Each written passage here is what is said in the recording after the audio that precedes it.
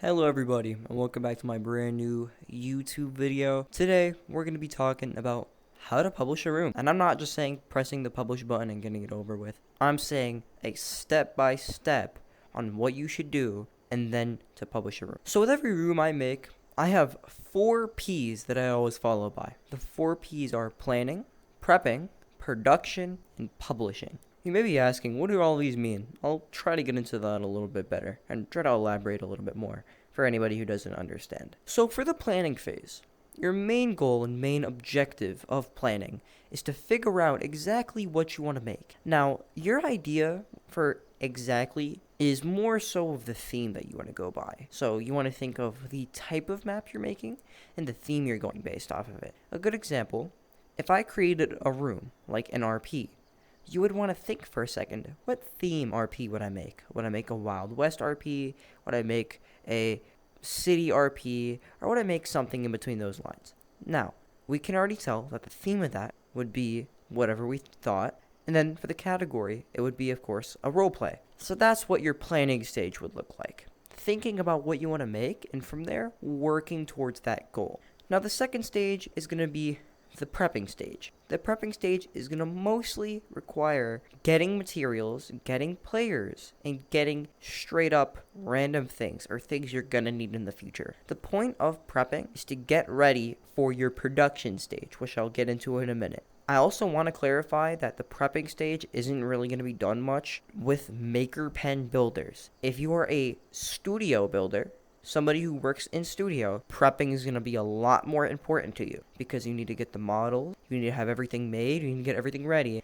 And so then in production, you can work more diligently without issues involving models or sounds or whatever. Keep in mind that prepping is a more studio thing, but it still can work for anybody who builds with the maker pen. The third stage, and the most important stage, production stage, is going to require all of that building and circuiteering and all of that stuff that you've been working towards in the prepping stage, and you're going to build onto that and create a room out of that. Now, this stage is where if you're trying to build a really good map, most maps will fail, where most maps will stop production entirely and give up on the room.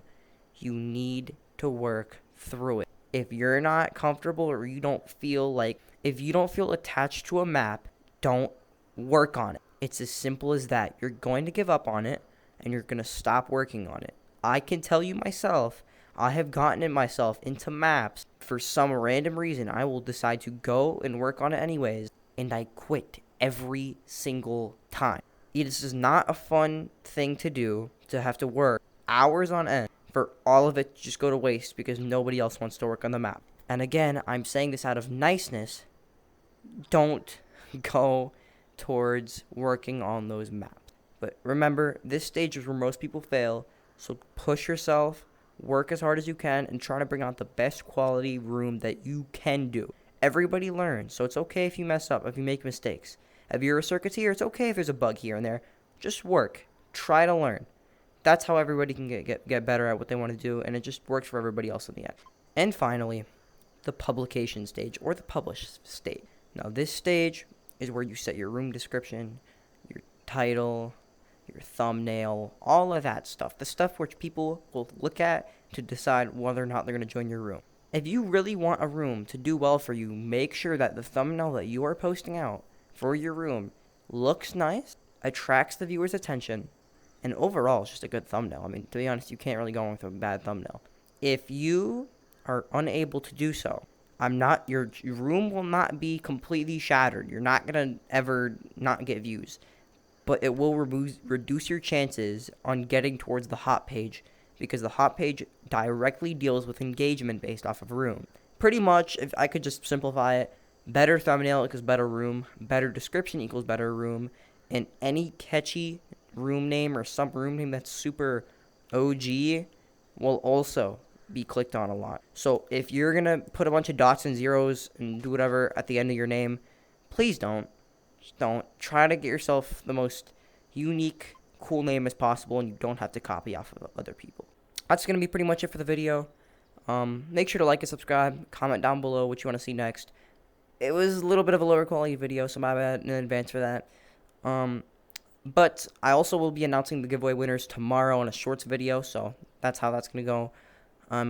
Once again, without further ado, have a great day.